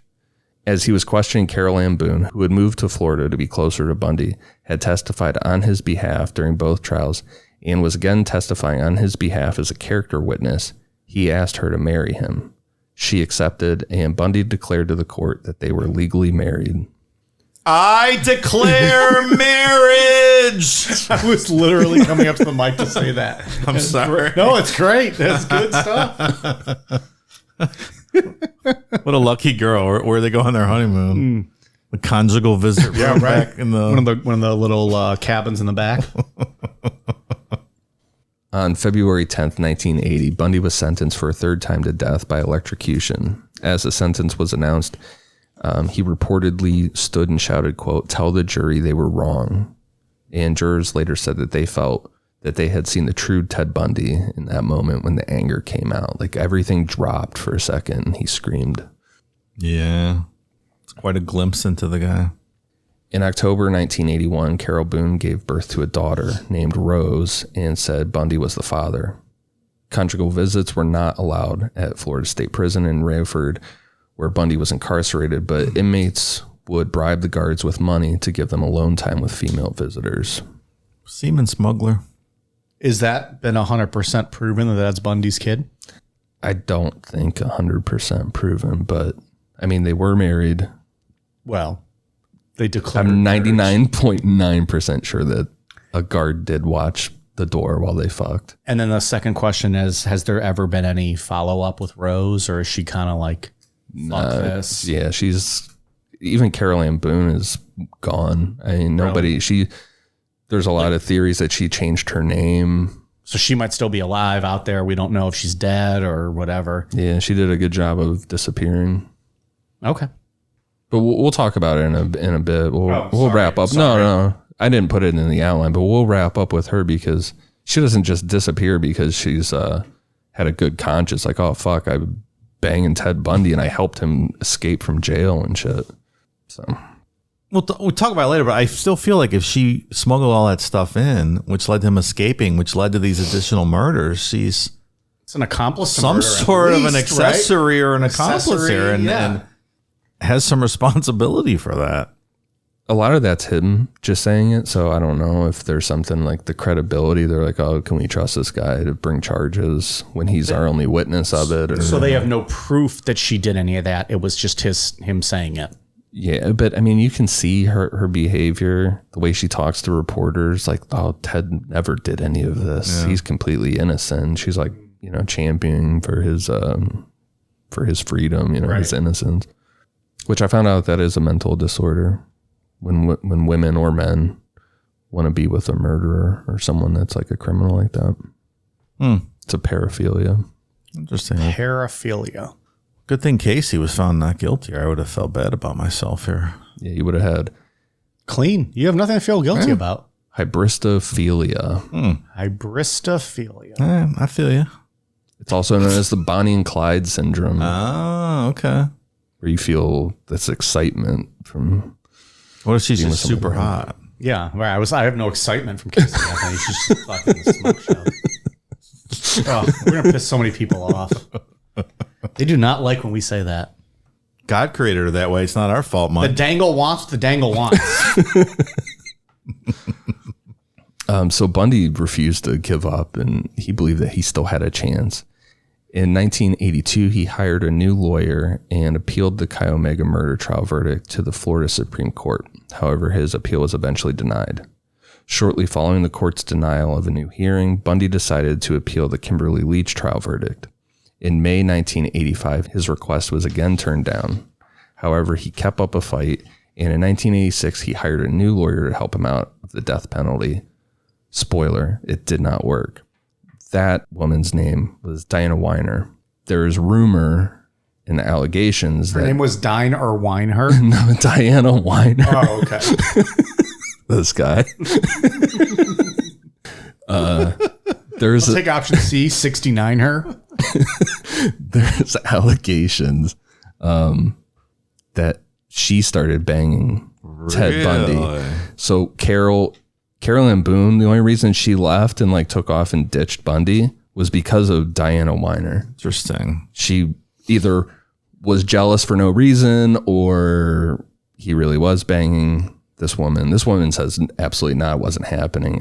You know, who knows? But that's why Carolyn Boone took off. Maybe it was just a new woman in his life that was like helping him, and she got jealous. Yeah, she was like, "Oh, I guess I'm not the most important thing to him right now." Yeah, she didn't. Yeah, so she didn't leave of her own like good conscience or anything. I mean, she's clearly not in the right mind. So right. No, yeah, she's a fucking lunatic already. Maybe if nothing has happened to her, maybe that was a smart move. Get the fuck out of there now, and no one's going to speak of you again. If they don't take him seriously or credible as with what he's saying. Yeah, this is when she cut off contact with him. Could we send Mike on an investigation to find Carol Ann Boone? You want me to do investigatory? Well, you know. I'm good. I'm no good at looking up tombstones. We've established that. Spent an hour and a half in that cemetery and couldn't find a gravestone that I didn't even know whether or not it existed. The odds were against you, pal. There's some... I don't think I have it open anymore, but there are some people online that did some sleuthing around and felt that they had potentially found out what she had changed her name to. Is that right? Where she moved. Yeah. Bundy's execution date was initially scheduled for March 4th, 1986. However, his execution was postponed while his new defense attorney, Polly Nelson, worked on his appeals for his previous murder convictions. 2 months later, the appeal was denied and another death warrant was issued for Bundy by the state of Florida. According to Polly Nelson's book, Defending the Devil, the last appeal was made to the U.S. Supreme Court, who eventually denied Bundy's last day of execution on January 17th, 1989. In Bundy's 11th hour, he decided to confess to more crimes to Washington State Attorney General's Chief Investigator Bob Keppel. We've talked about Keppel throughout this whole thing, and a lot of the details we used throughout this were his confessions that he made Bundy also assisted Keppel in his hunt for our old friend Gary Ridgway from death row in the mid-'80s, and Bundy really trusted Keppel. Keppel went to meet Bundy in an interviewing room at the prison with a tape recorder where Bundy confessed to, like I said, the stuff we've been talking about the past couple weeks. And he didn't really help with Gary Ridgway. No. People like to think that Ted Bundy was like this. It's like, oh, we talked to the serial killer to catch the serial killer. He gave some solid information about how Gary, like the killer, would probably go back to the crime scene stuff. But a lot of it was just bullshit, like rambling bullshit. No Hannibal Lecter then? No. Didn't whatchamacallit help? Kemper? Didn't he do something with helping people? Or am I just making that up? Am I mixing the stories? He didn't. Maybe we did talk about Bundy. He said there was something Kemper said along the lines of like, there's a lot more of me out there than you think. Maybe that's something what I'm thinking like that. of. Yeah. Which he's absolutely right. And we'll never know that extent, which is terrifying to think about. But finally, on January 24th, 1989, Bundy was executed via electric chair at 7:16 a.m. His last words were towards his attorney, Jim Coleman, and Methodist preacher, Fred Lawrence. Quote, "Jim and Fred, I'd like you to give my love to my family and friends." Outside, hundreds of people sang and danced and set off fireworks in this big pasture across from the prison as the execution was carried out. And then they cheered as the hearse carrying Bundy's body left the prison. It was wild. People were chasing after it and stuff. People were jacked up. They were selling shirts that said Fry Bundy and shit. That was a scene. Do we have any idea what his last meal was? Yes, I do. All right. Actually, he did not make a request, so he received the standard last meal from the state of Florida, which includes a steak, eggs, toast, hash browns, milk, coffee, and juice. It's not an awful last meal. He did not touch one bite. Didn't even touch it. He would do some stupid shit like that. I also feel like if I'm on death row and I know tomorrow morning I'm going to be killed, I'm probably not going to have much of an appetite either. And I know we talk about like, what would you have? What would you want? And it's fun to think about like in that sense, like, oh, I would pick this and this. Yeah. I don't know if I could eat anything either. Like, I'm just waiting there like, okay, just kill me, I guess. I'm eating bean burritos, so I shit myself when they kill me and they have to clean me up. You'll always remember me by the shit stains on the wall. I found a good website that had like all the crime scene photos, like ones that I'd never seen before. And there was a picture of him after he was executed. He like looked real peaceful, and he had like these marks, like his head was shaved, and he had like these red marks on his head, but he looked really peaceful. I'm like, did not expect him to look like that. Then I scrolled down, and there was one. They obviously had cleaned him up in that picture, like afterwards. His fucking head was black, like like fried black. Can we post that? I don't know. After this week, I don't know what we can post. We had a fucking photo taken down. It was of his Volkswagen. Instagram and Facebook both, right? Took it down. Yeah. Community standard violation. Something for violence. Yeah. I don't know. It's the algorithm messed up or something. Yeah. Yeah, I was shocked when I saw the actual picture. I'm like, God damn. Oh, I got to see that. Yeah, it just looked like... I think I've seen that before, though. Can you send it to us and we'll... Okay. Post it. Maybe we will. I don't... Okay. People probably want to see that after the fucking 3 weeks we just had. Oh, yeah. We don't do crime scene photos, obviously, anymore because, I don't know, it's not tasteful and we don't need that. No. This guy, like the sheriff said, is who the death penalty was made for. I'm completely fine with Ted Bundy being executed. Yeah. He was cremated in Gainesville, and his ashes were scattered at an undisclosed location in the Cascade Range of Washington State. Unclear by who. There are a ton of murders that Bundy is still considered a suspect in. Bundy told Detective Keppel in an interview they did in 1987 that there were some murders that he would never talk about because they were, quote, too close to home, too close to family, or involved victims that were very young. So I just wanted to run through some of these. Anne Marie Burr, age 8, disappeared from her home in Tacoma on August 31st, 1961, when Bundy was 14. An unknown tennis shoe imprint was found by an overturned bench used to enter her house. Due to the small size of the shoe, police believed that the perpetrator was probably a teenager. The Burr house was on Bundy's newspaper delivery route. The victim's father was certain that he saw Bundy in a ditch at a construction site on the nearby UPS campus the morning his daughter disappeared. Other circumstantial evidence implicates Bundy as well, but detectives familiar with the case have never agreed on the likelihood of his involvement. Bundy repeatedly denied being responsible and wrote a letter to the Burr family in 1986 denying it. But Detective Keppel pointed out that Anne-Marie Burr fits all three of Bundy's no-goes for talking. The too close for home, too close to family, and very young. Seems pretty likely to me, right? Yeah. That's a lot of circumstantial evidence, Yeah. more than some of these other cases. Right.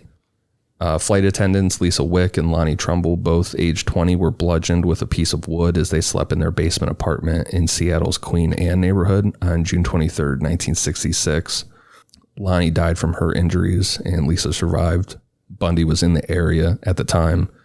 This fits his MO. Mm-hmm. This would have been early of that escalation we talked about too, with like just the breaking into the house, bludgeoning in the head. And you can never tell with him because he always told people different things. Sure. You know, as far as when he started. Well, that's what I mean. Well, like we talked about with like that was the Chi Omega sorority house when he just broke in and started attacking these women. And that seemed different than what we had discussed. So maybe, maybe that was something a little further that he had done. He just chose not to talk about that shit.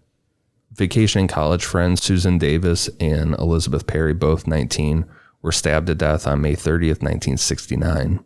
Their car was found that day abandoned beside the Garden State Parkway outside of Summers Point, New Jersey, near Atlantic City, 60 miles southeast of Philadelphia. And their bodies, one nude and one fully clothed, were found in nearby woods 3 days later.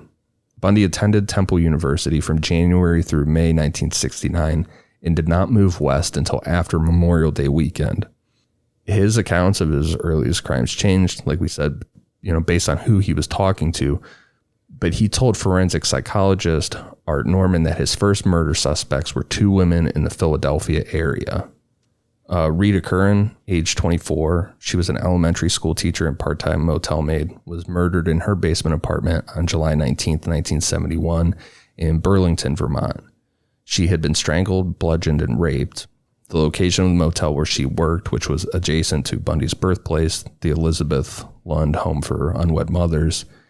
Bundy told Detective Keppel that he murdered a young woman in 1971 in Burlington when he was there to get information about his birth, but denied specific involvement in the Patricia Curran case on the eve of his execution.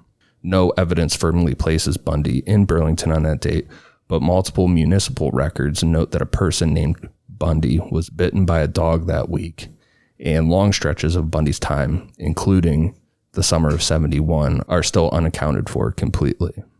Boy, you can make strong cases for all of these. Yeah. Especially this one, too. Fit, yeah. Rita Jolly, age 17, disappeared from West Lynn, Oregon on June 29th, 1973. Vicky Holler, age 24, disappeared from Eugene, Oregon on August 20th, 1973. Bundy confessed to 2 murders in Oregon without identifying the victims. Oregon detectives suspect that they were Jolly and Holler, but were unable to get an interview with Bundy to confirm it. Both of them are still classified as missing. Sandra Weaver, age 18, a Wisconsin native who had been living in Utah, was last seen in Salt Lake City on July 1st, 1974. Her new body was discovered the following day near Grand Junction, Colorado. Sources conflict on whether Bundy mentioned her name during death row interviews, and her murder remains unsolved. Melanie Cooley, age 18, disappeared on April 15th, 1975 after leaving Netherland High School in Netherland, Colorado, 50 miles west of Denver. Her bludgeoned and strangled body was discovered by road maintenance workers 2 weeks later in Coal Creek Canyon, 20 miles away. Gas station receipts placed Bundy nearby on the day Cooley disappeared. She's included in some compilations of Bundy victims, but Jefferson County authorities say that evidence is inconclusive and they continue to treat her murder as a cold case. And the last one is Shelley Robertson, age 24. She failed to show up for work in Golden, Colorado on July 1st, 1975. Her nude, decomposed body was found in August, 500 feet inside a mine by 2 mining students. Gas station receipts placed Bundy in the area at the time, but there's no direct evidence of his involvement, and that remains open. In 2011, Bundy's complete DNA profile was found, which was gotten from a vial of blood found in an evidence vault. This was added to the FBI's DNA database for future reference to maybe solve some Oh, well, that's good. Yeah. And nothing since then has come about it. It's quite a story, buddy. At long last, they waited. We gave them episode 200, 201, 202. He also, in 1979, he did an interview with evangelical preacher James Dobson about, he confessed, this was his thing, to confess everything on TV to James Dobson, and he blamed porn. It was on TV? Oh, yeah. He confessed the whole thing? Mm-hmm. It was aired. I don't think I ever saw that. Yeah, there's a whole video of it. You can watch. He blamed porn. Mm-hmm. Violent porn. Like, he started looking at porn, and then it just became more and more violent. And then James Dobson used that as like a thing, like, oh, we got to fight back against porn. Well, porn is the devil, obviously. We know that. Obviously. But then he told, FBI guys later on and stuff that was all bullshit. He was just doing that to get one over on. What year was that? 79. He did that interview. So was he forgiven by Jesus and now he's up in heaven with all the victims? According to is that what's what going on now? Was James Dobson, the focus on the family clown. Yeah, I was looking at his Wikipedia. He wrote a book about, it was like the war against marriage or something, like how to save marriage. But he did say that Ted Bundy was, born again Christian, whatever. Wow. Great. Going to heaven. Yes. That's all that matters in the end, right? That's it. As long as you accept Jesus and beg for forgiveness, you're safe. Fast track to heaven, buddy. Boom. You skip purgatory even. No purgatory for you. Kill all the 12-year-olds you want. That's right. You can be with them in heaven. Well, before this gets too out of hand. Don't get an abortion, though. But you can kill a couple 12-year-olds. Oh, okay. Yep. That's exactly Sorry. right. We've been going on this for 2 hours and 26 minutes. Let the drunk guy take control now, the wheel. There was something we were going to follow up at the end about his mother. She said we'll talk more about her. I feel really bad for his mother. She's a really quiet woman. You can tell she doesn't know what to say and that she's genuinely just upset by the whole thing. She really thought he was innocent. Yeah. Like that there was no way her son could do this. And not in a delusional, weird way. Which is just awful for her. Yeah. And I feel like just the whole thing. She had to give birth to him in that unwed mother's thing and then forced to say that she was his sister and like nothing good. Yeah. I just feel, and the way he talked about her was like absolute resentment. Like she was just such a piece of shit. And I think it was very unfair. I think that's probably accurate. Yeah. I don't know. I just feel bad for his mom. Not like Ed Kemper's mom who like locked him in the fucking basement and shit. Right. Sure. All right, she got her comeuppance. Well, she certainly did. We got any final thoughts on comeuppance in her throat? That was kind of that was a shocking detail to me when I realized how he did that. It was wild. Yeah, I thought it was in the mouth, but nope. That was in the neck area. He put her tongue in the garbage disposal and stuff, right? Yeah, because she was weird details. Because she always ran her mouth to him. Oh my God. And her vocal cord, like he ripped everything up through it in there. He probably heard it talking to him as he was doing it. Yeah, like I was. Hey, what are you doing? His method of vengeance is just so insane. I don't know. I wasn't gonna say any final thoughts, but I feel like it's been 3 weeks. I don't know if there's much left to be said. Story stands for itself, I think. I did learn a lot of stuff I had not previously been aware of. Definitely a good 3-part. Yeah, good stuff. Yeah, I learned a bunch of stuff too. Yeah, that I didn't know. Seems like everyone enjoyed it. So, got some new patron shout outs to get to. Thank you very much to Zach Baker, Lieutenant Tongue Punch, your fart box of the Seaman Fleet, Grandpa's Still Missing, Dana Shepard, Adrian Stravers, Eaton Beaver. Was that you? It was. You were laughing too hard for me not to guess that one. I got to start poker facing this when we read these. Brewa, Sebastian Vitt, one of Mike's college hookups. It's not my kid. Jamie is a rude traitor. Trisha Kaufman. Fuck Ian, marry Mike, and kill Dave. Oh, that's not nice. Smart. That's what I would do. Who would marry me? Brock Sugden. Joe Hedlund. Alex. Jade. Dylan Hamrick. Nancy P. Colleen Becker. Guys, I have to shit. Dave, you have to finish the list. Okay. Mike Hunt. Harry Balzac. Oh, that was just the name. Sorry. That would have been funny. I thought I was taking over. Dave made up that name and then he had his own list of people. Read off like 40 joke names. That was your guys' way of telling me I'm fired from reading the patrons. Lou Hollander, James O'Mara, Anthony G., Ardent Atheist, Regina Ebner, Komaker Manny Haffenstein. That's a name. I apologize if I messed that one up. Trisha Hadley, What's Up with Lagras, Laura Dundavin, Andrea Fletcher, Will Martinez, Violet Rage, Tino Saman, Kentucky Bourbon, I Hate Toes, Tara Williams, Jay Stees, Bitterroot Wellness, Lil Redhead Girl. Oh, there you go. Yeah. Little redhead girl. Are you following along with me, Dave? I am, just so I can help you. See, it worked. Adam Karp. It was Lil, and there's just a bunch of consonants. And I was like, Rudder girl?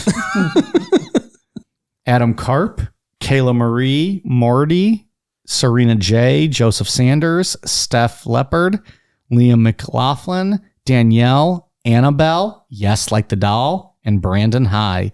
Thank you all very much. Patreon.com/Necronomipod. Ian.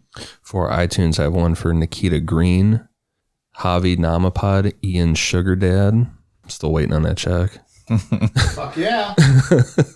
Michelle, Silverbridge Cinderella, Slayer 666. Hell yeah. Blueberry Goo, Panda Bear Bush. What does that mean? I don't know. Intriguing. Johnny Maya 1, Jay Lewis 89, and Cindy Magoo 10. Thank you guys for the awesome reviews. Samantha Loves Dave forgot to update her review this week. She must have. Yeah, I like this. I guess. How about this commander fleet or whatever we're building? This is a fucking army or a navy at this legit, point, right? Like, we need to make shirts, I think. It's the same fucking person probably every month, just like quitting and re-signing up with a new email or whatever. All right, Dave, what do you got? International, I have one for Not Joe Peck from New Zealand and for Andrew 1975 from Australia. So thank you for the kind reviews. And with this being 4th of July weekend, I'd be remiss if I did not play this clip. Bag up, Terry. Put in reverse, Terry. Put in reverse. Oh, Lord, Jesus. Oh, Lord. Oh, Jesus. What you doing, Terry? Terry, what you doing?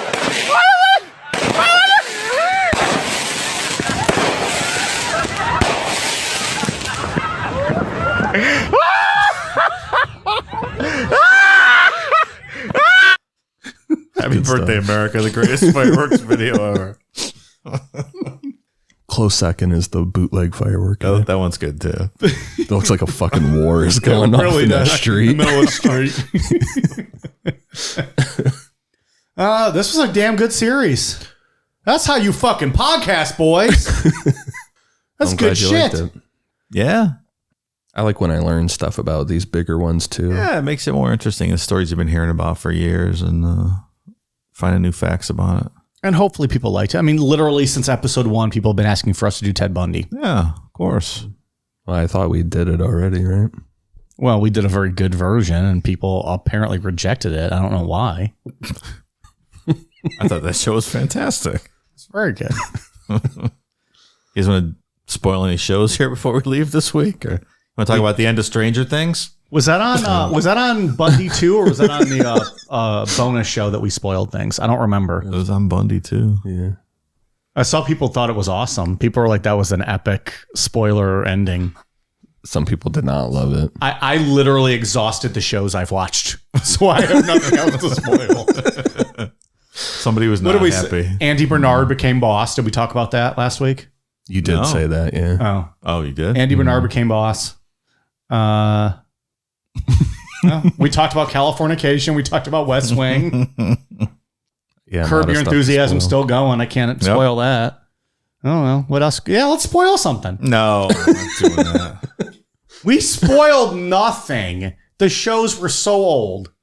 Well, I was going to talk about MASH, but I don't want to, in case someone hasn't seen that show yet, I don't want to spoil how that show ended. did end like a decade before Ian and I were born.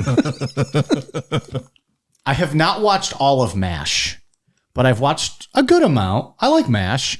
It's really funny. And does that still hold up, Dave, as one of the greatest finales ever? Because at the time it was known and like as like one of the best. It was pretty good. Have we talked? I think we've talked about what the greatest finale ever is. We're getting too long. It doesn't matter. What? Some other day. If you want to hear our thoughts on the greatest finale ever, maybe we'll discuss it on this week's bonus show or the next bonus show. Patreon.com/Necronomipod.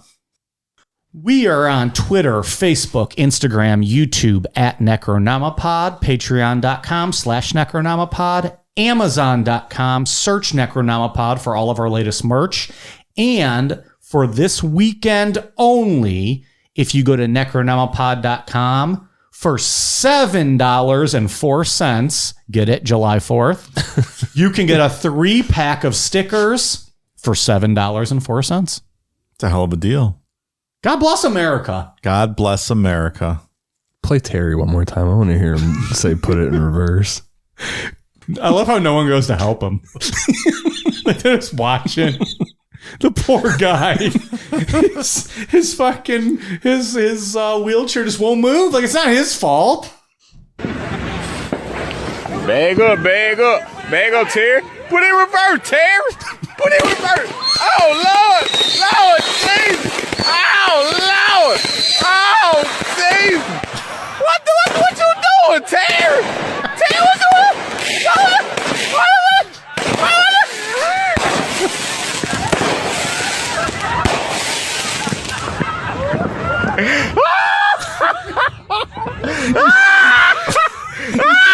Nobody helps him. Nobody runs over there and pulls him away. Fireworks fucking up is one of the funniest things ever. Yes, it is. Well, until it blows limbs off, but Yeah. good thing it didn't happen to Terry. Oh, yeah. Terry, it seemed like fine. Terry made it out all right. Yeah, he was all right. Might have lost some hearing on that, though. His ears were probably fucking ringing. For a long time. So anyways, Necronomipod.com. We'll have a sale on 3-pack of stickers if you guys want to check that out for this special holiday weekend only. All right, you guys ready for a cool down beer? Cheers.